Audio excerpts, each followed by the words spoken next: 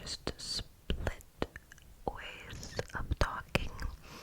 And the reason for this is because in the old times, when the internet was not a thing, we had a difficult time to, communicate across the country.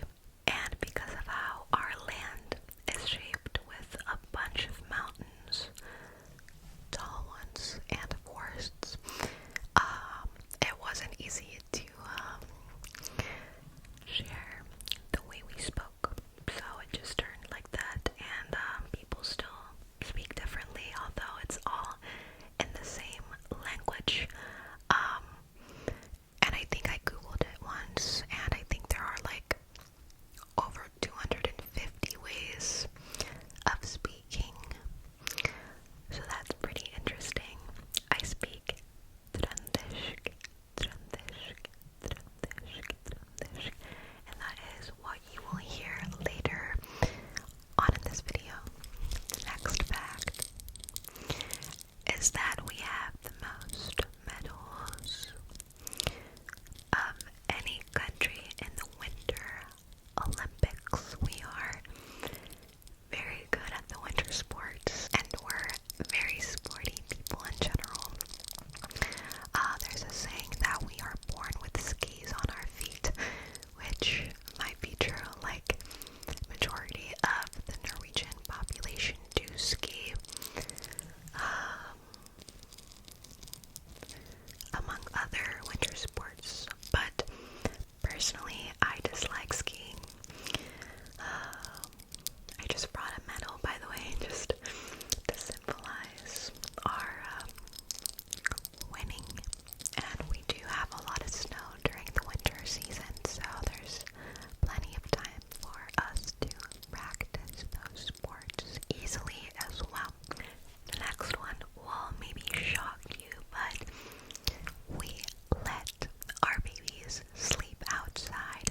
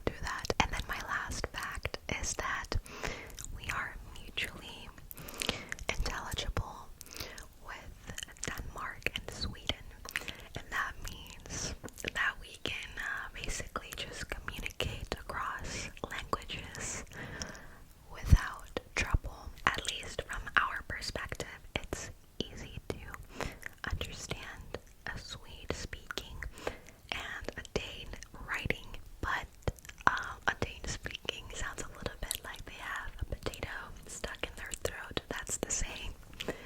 And I don't know, for them it might be a little bit more difficult to understand Norwegian, but much of the time I understand Danes and Swedes perfectly fine, and I can watch shows and listen to music in Swedish and Danish and understand them quite well. An example of this is Snabbakesh, which I recommend you all seeing. It's super good. It reminds me of Top Boy, if you know about that series, but yeah, that's Swedish.